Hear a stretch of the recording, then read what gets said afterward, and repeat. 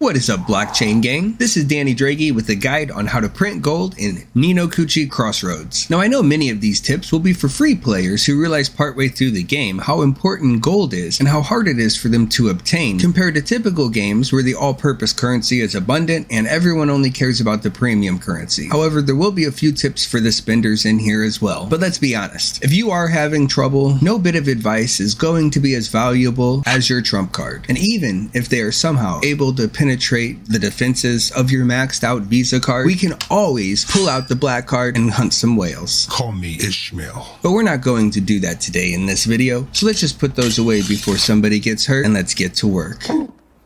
Yeah. Oh, don't you know that's the sound of the men working on the chain. Gang. Don't you know that's the sound of the men working on the chain.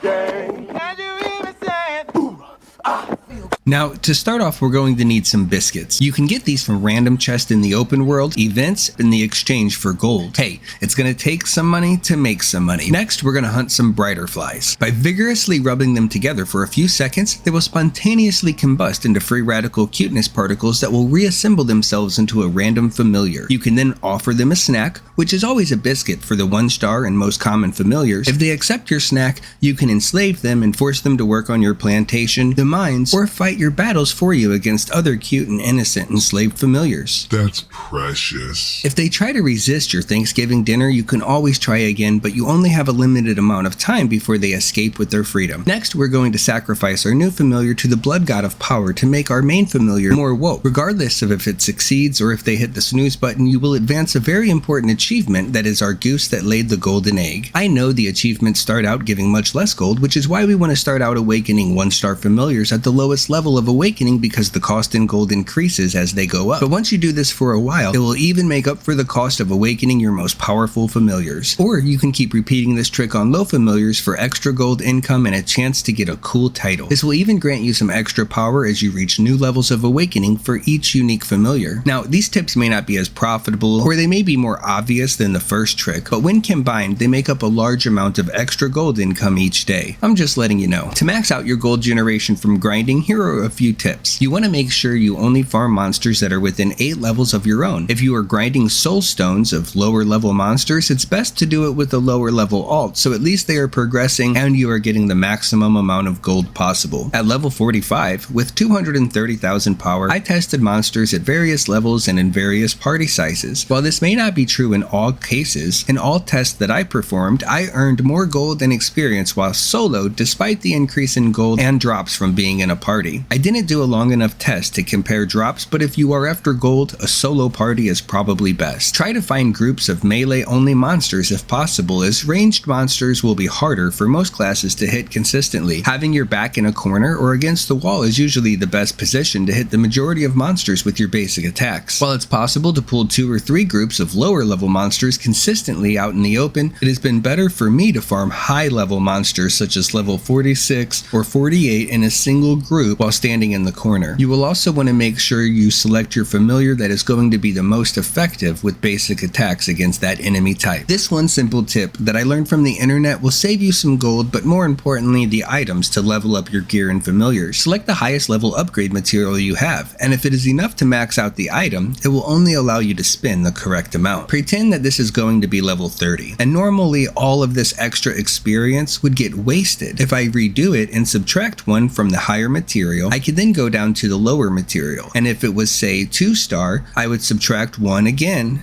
and then add as many 1-stars as needed. This is going to save a small amount of gold, but the materials also should not be wasted on experience that is not going to help you grow stronger. While farming, you will earn loot such as coins and statues. These can be sold from the items menu for gold and have no other purpose except possibly exchanging with the traveling merchant. When you grind an alt to level 40, you will earn 100,000 gold. After that, you can earn 1,000 diamonds at level 60 and 80, as well as 2,000 diamonds at level 100. You can use these diamonds to purchase purchase the 1600 rebate pack and get some earrings, food, 40,000 gold, and 3 energy drinks that give you 800% gold experience and drops while farming for 30 minutes, as well as your 1600 diamonds back over a 7-day period, which make it the best deal available. You can also purchase gold for 500 diamonds. While you only get 150,000 gold, you'll also get a chest containing another 100,000 to 1 million gold. The thing I like about this game is that if you don't claim the rewards you purchased by a certain time, they're sent to your mailbox, unlike many other games that actually keep them if you can't log in for a day, even if it is their own fault because of server issues or emergency maintenance. When grinding monsters, they will drop torn sheets, which can be exchanged at the rate of 100 for an extra swift mission that will reward you with some gold and experience. You can exchange 3 of these for a conquest mission, which will usually grant you more gold than 3 individual swift missions, or items to help you upgrade if you are not in need of additional gold. Finally, stop fast traveling everywhere. Sure, I will use the fast travel for field bosses and maybe even a chaos gate that's going to time out too soon, but understand that this is a very simple math problem. If 2 trains are leaving the station at the same time, and one is traveling 50 catarumpus bounds per minute and the other at the speed of light, which train will arrive at their destination first? Of course, the fast travel is faster, as the name implies, but it only saves you 2 minutes of traveling, and if it takes 5 minutes to farm 1000 gold, you are losing 3 minutes of time, and time is your most precious resource. I know you could just be farming that 3 minutes on AFK or AI mode to gain extra gold, but you will still be 3 minutes behind where you would have been, and that will keep adding up every time you teleport, if that makes sense. Again,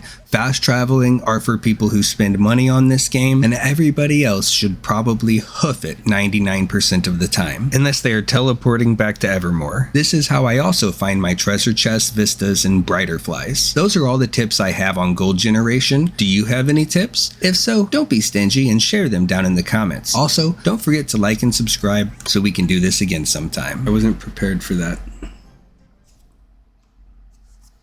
I thought we were on plant duty still and we just nuked them. Okay, they got a little level advantage, but level doesn't always mean skill. Let's do it. Okay, can I see what they are? They're all red.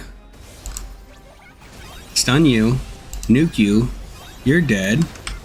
Okay. Yeah, I dodged. Haha. This guy's just running around. Oh, we smoked him. What did I say? Level don't mean shit. Level don't mean shit. Did we get to go again? Oh yeah, everybody gets 3 lives. Alright, let's focus this guy down before they all respawn. Come on. They're getting a buff. See, they should really group. Now let's take these 2 guys down. What are you guys doing? Come on. I thought that red thing was really an attack. You ain't shit. Thought my heal went off. Did I cancel it? I might have canceled it. I don't think they can come back. This guy's just running it down. Yeah, I need to run actually. Just pick him off.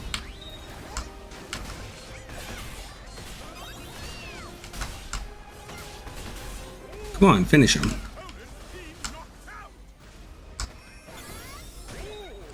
Last one. He's got 2 lives left. I didn't want to rush in there when it was 3v1. Oh, that's a whole team-wide buff. Sweet. Let's nuke him. Let's do it. On his head. Oh, he's resisting because he's invincible for a few seconds. Okay. So don't nuke him on auto when they respawn. I think you mean an opponent got knocked the f out. It's okay, I got you. Was I MVP? 7 KOs? I mean, I'm not gonna say I'm MVP. But if you guys want to, that's okay. Let's keep doing that.